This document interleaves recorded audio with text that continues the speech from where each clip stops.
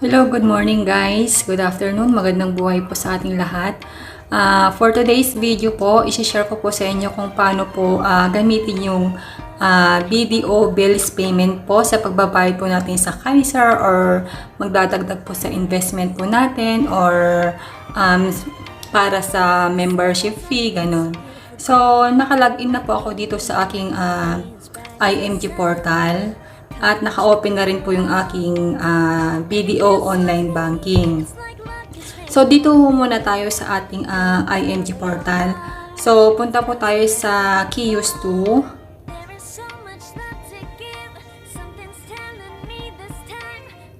Ayan. So, magla-login po ulit ako.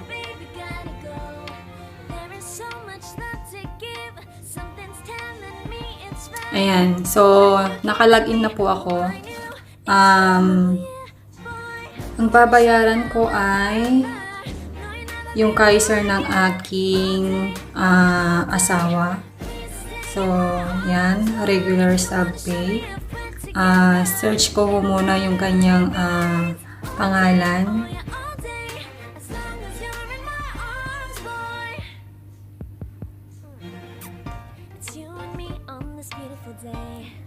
Ayan. Ayan, so automatic na po siya. Installment number 50, tapos yung premium niya po ay 2,647. So, i-click ko lang po yung next. Ayan. So, fill up ko lang po to, yung pangalan niya. Tsaka yung email address ko na lang yung gagamitin ko. So, ayan po. And so, i-click ko lang po yung BDO bills payment. So, since BDO bills payment po yung gagamitin natin. Yan.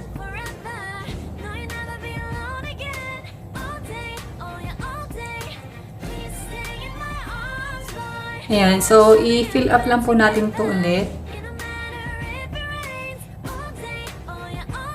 Philippines.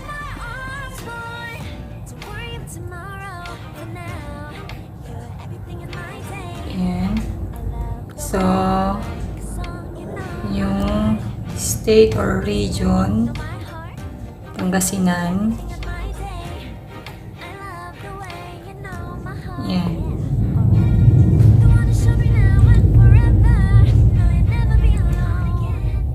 So, automatic na kasi dito sa aking cellphone. So, i-click ko na lang yan. Check ko kung tama yung pangalan yan. Ayan. So, baguhin ko lang yung number. Lagay ko na lang yung number ko.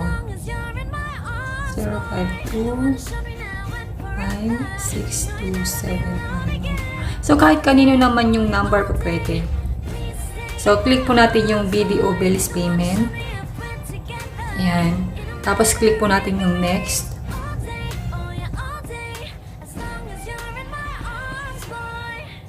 Ayan, so i-click po natin to. Yung parang kagaya ng Nura Cash, diba? Ganito rin siya. So, submit. Ayan, so ito yung importante na kukuhanin nating details. Ayan po yung payment instruction. Basahin na lang po natin pag So, ayan. So, i-copy paste ko lang tong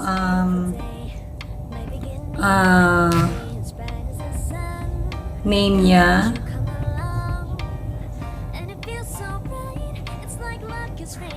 Copy.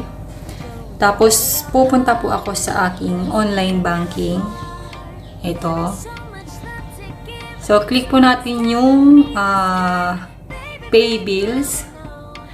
Yan. So, click po natin yung bills payment. Tapos, i-click po natin ulit yung pay bills.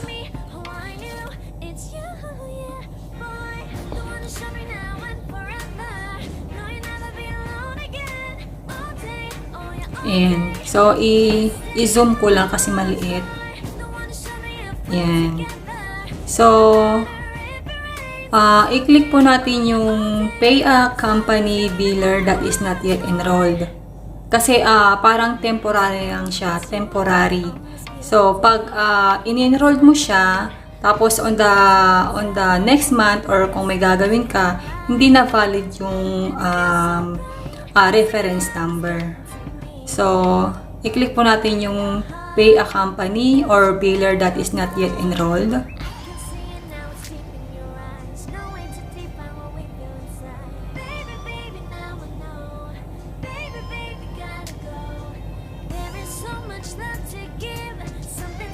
Tapos, click po natin dito yung arrow down. Yan. So, hanapin po natin yung International Marketing Group. So, sa pinakababa po yun, hanapin po natin yung I, letter I. Sa first kasi hindi mo siya makikita. So, sa second, basta second. Yun. Wala siya dyan. So, dito pa siya sa pangalawa. Ayan. Second option, yun. Yun. International Marketing Group.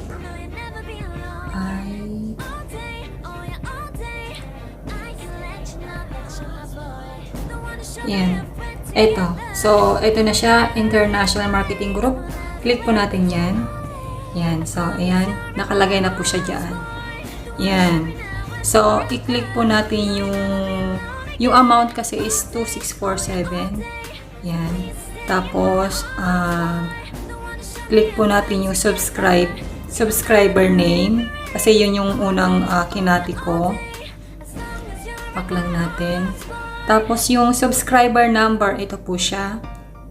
Yan. Ito po yung subscriber number. Yan. Copy po natin. Then, balik po tayo ulit. So, dito po siya. Yan. Yung remarks naman,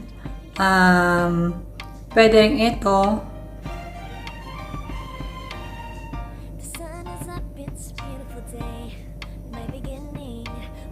Pwede yung i-copy yan. Tapos, click nyo dito yung remarks. Then, pwede nyo pong ilagay dito Kaiser Payment. Kaiser Payment. Ayan. So, ayan po. So, hindi na po natin i-click yung i-enroll yung ano dito. Ito, nakalagay. Would you like to enroll this company or biller for future payments? So, hindi na po natin i-check kasi nga temporary lang po yung reference number. Yung subscriber number is iba na po yun pagdating ng ibang payment or yung gagawin mong payment after. So, yan po. So, i-click po natin yung submit. Ayan. So, may verification po dito. Para ma-verify po na ikaw ay nagtra-transact po dito, kailangan po nating i-check. Ayan. Kung tama ba yung mga details. Yan po. So, click po natin yung continue.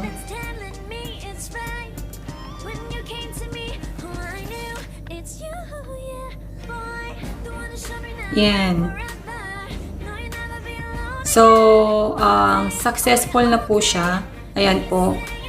Ayan po yung pinaka-resibo niya. Pwede nyo po siyang i-screenshot. Screenshot po natin.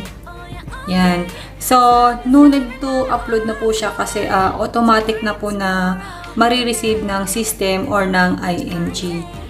So, hintayin na lang po natin na ma-approve yung payment tsaka ma-post po yung bayad po natin sa Kaiser portal po natin. So, yun lang po. Salamat po sa panonood. So, kung may mga tanong po kayo, pwede nyo po akong i-message or mag-comment po sa video na ito. So, thank you po. Bye!